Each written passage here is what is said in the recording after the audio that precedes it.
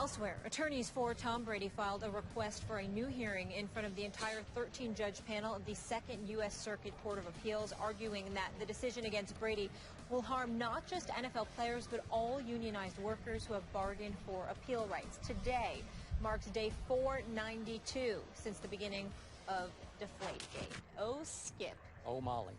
How do you see this playing out? I'm going to tell you how I want to see this play out. I think we all know that. Honestly, I want to see Tom Brady fight this all the way to the Supreme Court, and obviously I want to see Tom Brady win this at the highest judicial level in this land. And I remind you, as we mentioned yesterday, Tom Brady's new counsel, Ted Olson, former Solicitor General, has argued 62 cases in front of the Supreme Court, and he has won 75% of them. So I thought about what you said on the show yesterday a lot last night. You said that you were tired of seeing Tom Brady act selfish in this case, right? Is that fair? Was that the right word to use, selfish? And you know what? That's exactly not the case here. Because if I'm any other NFL player paying my NFL Players Association dues, I am thanking my lucky stars that Tom Brady has had the resolve and the tenacity and, in the end, the willingness to fight this to the legal death, as I told you he would from the start. Because in the end, this is about defeating Roger Goodell's absolute and sometimes abusive power. You know this, and I know this. And if Tom Brady could go to the highest level, it's going to cost him hundreds and hundreds of hours of preparation for all these cases. Of course, his lawyers, that he ain't preparing for. No, he has to. Trust me. You trust me this before. I've been through it too. I know, and you know how it goes. You have to. You know, you have to be interrogated and interviewed. It is annoying. It is annoying. It's absolutely trust me, Tom Brady's done.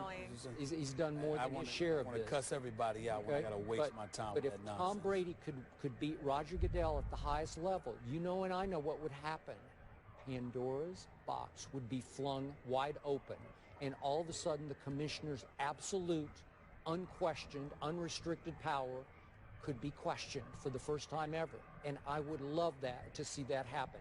This is so much more than just Tom Brady's legacy he's defending. It's about attacking that absolute power. Well, you view it that way. I can understand that. I don't. I do think Tom Brady is being selfish.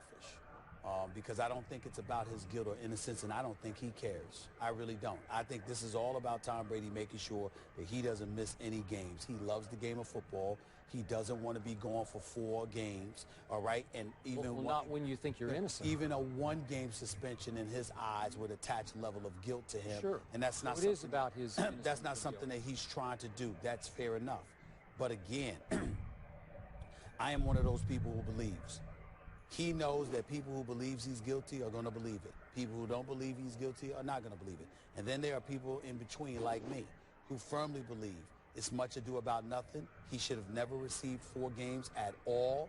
But at the same time, don't tell me you had nothing, you had no knowledge whatsoever the football's being deflated. I don't believe that for one second. You may not have initiated it, you may not have instigated it, but you benefited from it and you knew you were doing it. That's my belief with Tom Brady. Okay, and I believe just the opposite, just for the record. That's fine. Having said all of that, at some point in time, when you consider the millions of dollars this is costing the players over this, instead of you just cutting your losses and moving forward, that's fine. You don't want to do it. That is your right. Still makes you selfish, in my opinion, but it is what it is. Now let me get to your bigger point.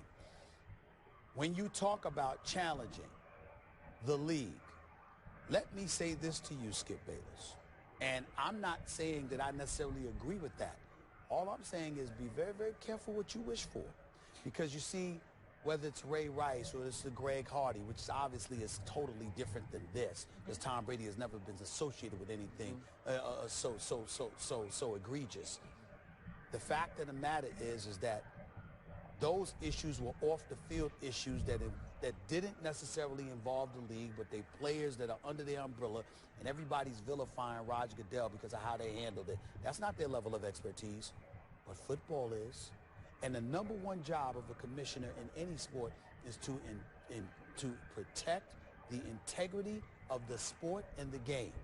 When you sit down at collective bargaining negotiations, whether it's prior to years ago when you had a special master, a judge appointed by the court overseeing collective bargaining negotiations and interpreting CBA language, or whether it's the league itself, somebody has to have dominion. And the owners, who are the ones who cut the checks, have dominion. And they appoint the commissioner, and they're the ones who pay the commissioner. And so when everybody talks about how, you know, to challenge Roger Goodell and to strip him of his power, let's be careful, ladies and gentlemen, what we're asking for. Because if indeed you pull off getting what you want, where the union gets to argue and engage in plausible deniability about everything, dudes being potheads, can't stay off the weed, domestic violence, drugs, DUIs, and all of this other stuff, albeit a small percentage of the league, maybe about 3 to 4% of it, not most, not all. The bottom line is they'll argue for anybody. They'll argue on behalf of anybody. When it comes to some of these unions, there appears to be no core decency as to saying, well, you know what? We can't defend this. There's no way to argue this. We're going to let this go. No, everything's a fight. So when you get what you want, remember what you're asking for. I don't want to hear no whining or moaning down the line, because I'll be listening to you. You understand? I'll know where you are, and I'll be listening. And I'll be saying, wait a minute, I don't want to hear anything. I want to hear the nonsense, all right, when the commissioner doesn't have the power, if it indeed, I don't believe it's going to come to that, because I believe Tom Brady's going to lose. But if a miracle was to happen and he was to win, and the commissioner indeed gets stripped of that power, and everything turns into a fight where it's fattening the wallets of lawyers representing the union, and the union gets to argue about everything down to the color of your shoelaces, for crying out loud, and the commissioner is stripped of that power, I don't want to hear any whining when we look at the sport disintegrating before our very eyes because anarchy and chaos takes place. I'm not. Disintegration before our very eyes. Let me tell you what I mean. I believe, and I've always been this guy, there must be order. I got it. There must be order. There cannot be a bully commissioner who, with extremely flimsy evidence, tries to ruin the reputation of the best quarterback. But what is he bullying? And let me tell you something else that you haven't considered. Let me tell you something right now. Tom Brady can do what he wants to do. There's a whole lot of dirt. Hold on. Directors in my ear, wait. Let me tell you something. Tom Brady is sitting up there. There's a lot of dirt in New England. And when you go this far, when you go this far, you may very well be digging up Pandora's box that's going to affect a whole lot of people. Tom Brady was there benefiting off of the transgressions, of the alleged transgressions of others. They weren't his transgressions. So how do you know? How do you know? You sure? I think I know. I know. You don't know. Okay, how do you know? Wait. How do you know? Are you accusing Tom Brady of being complicit in Spygate? No. Here's what I will directly accuse Tom Brady of.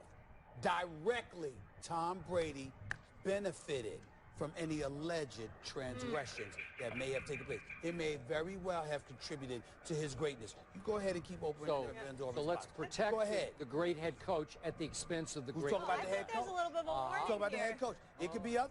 If you dig, you find dirt. All right? Told me that How about years that? ago. Keep digging. Keep digging. All right. Back to the NBA playoffs, shall we? Day 492 or whatever we are. Are the Warriors done if they lose tonight? Somebody at the desk doesn't think so. Stick around to hear what Steph Curry and the Dubs could still come back potentially from down 3 games to 1.